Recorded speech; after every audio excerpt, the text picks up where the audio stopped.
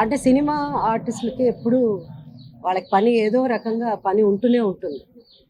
ఒక భాష కాకపోతే ఇంకో భాష ఇలా ఉంటుంది. అందుకని ఆ సినిమా ఇది జరుగుతుంది. రాజకీయాలంటే నేనే ప్రస్తుతం ఏ పార్టీలోనే లేను. తెలుగు పరిశ్రమ ఎలా ఉందండి? చిత్ర పరిశ్రమ మీ అనుభవం? ఎలా అది అప్ అండ్ డౌన్స్ ఉంటుంది.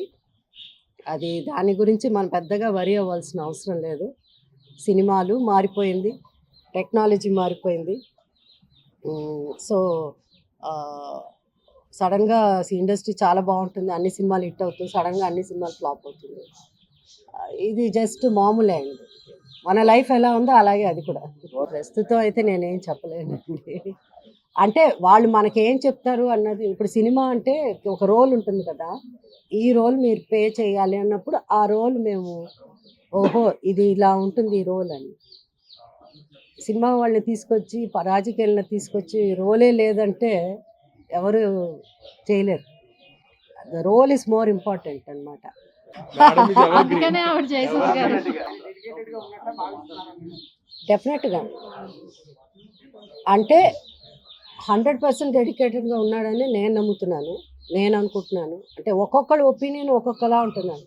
మీ ఆలోచన వేరేలా ఉంటుంది, నా ఆలోచన వేరేలా ఉంటుంది కదా. మీ ఇంట్లో పెసరట్టు ఒకలా ఉంటుంది, మా ఇంట్లో పెసరట్టు ఒకలా ఉంటుంది. మీ ఇంట్లో పంచిపెట్టు, మా ఇంట్లో ఒకలా ఉంటుంది. మీ రుచి వేరే, నా రుచి వేరే, నా థాట్స్ వేరే, మీ థాట్స్ వేరే.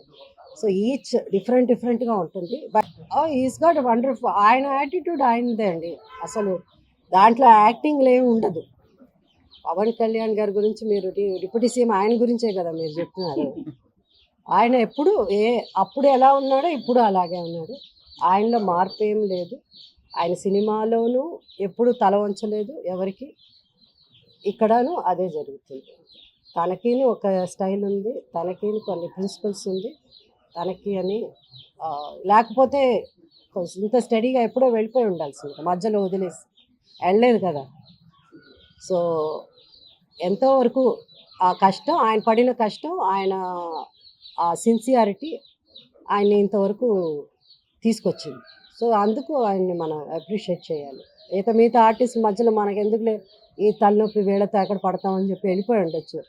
ఆయన సినిమాలో యాక్ట్ చేస్తానంటే ఆయనకి ఎంతైనా ఏదైనా ఇవ్వడానికి రెడీగా ఉన్నారు సినిమా ప్రొడ్యూసర్స్. సో అవన్నీ కూడా వదులుకొని ఆయన అంటే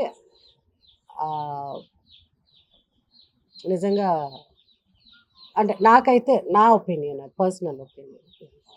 local to global news at your finger tips. మీ చేతిలో ఒక ఆయుధం. Download Raw TV app. Media legend Ravi Prakash is back.